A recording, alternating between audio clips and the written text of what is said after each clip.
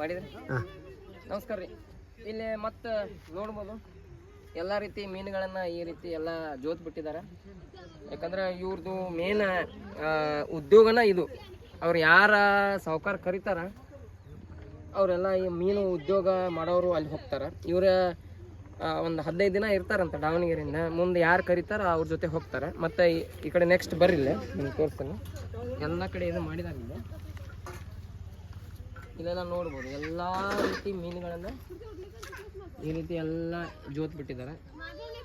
Okay, so ಇದು ಇವರು ಇರ್ಕೊಳ್ಳೋಂಥ ಸ್ಥಳ ನೋಡ್ರಿ. ಅಂದ್ರೆ ನೀವು ಹಟ್ ಅಂತ ಕರಿತೀರ ಅಥವಾ ಜೋಪಡಿ ಇದ್ರಾಗ ಮಾಡಿಕೊಂಡು ಇದನ್ನು ಮಾಡ್ತಾರೆ. ಮಳೆ ಇರಲಿ ಏನು ಬೇಕಾದಿರಲಿ ಅವರು ಅದರಲ್ಲಿ ಜೀವನವನ್ನು ಸಾಗಿಸಿ ಯಾರು ಕರೀತಾರೆ ಅದು ಮುಂದೆ ಹೋಗ್ತಾರೆ ಅವರು.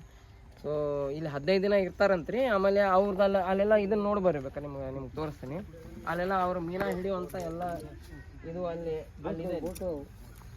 ಅಲ್ಲಿ ಕೆಳಗಡೆ ಇದೆ. ನಾನು ಮತ್ತೆ ತೋರಿಸ್ತೀನಿ ನಿಮ್ಗೆ. ಆದರೂ ಅಲ್ಲಿ ನೋಡ್ರಲ್ಲೇ ಕೆಳಗಡೆ ಎಲ್ಲ ಅವ್ರದ್ದೇನು ಇಕ್ವಿಪ್ಮೆಂಟ್ಸ್ ಏನಂತೀರಿ ಆ ರೀತಿ ಎಲ್ಲ ಇಕ್ವಿಪ್ಮೆಂಟ್ಸ್ ಇಟ್ಕೊಂಡು ಮೀನುಗಳನ್ನ ಹಿಡಿತಾರೆ. ಓಕೆ, ನಾವು ಕಲಿಬೇಕು, ಮೀನ ಹಿಡಿಯೋದು ಕಲಿಬೇಕಾ?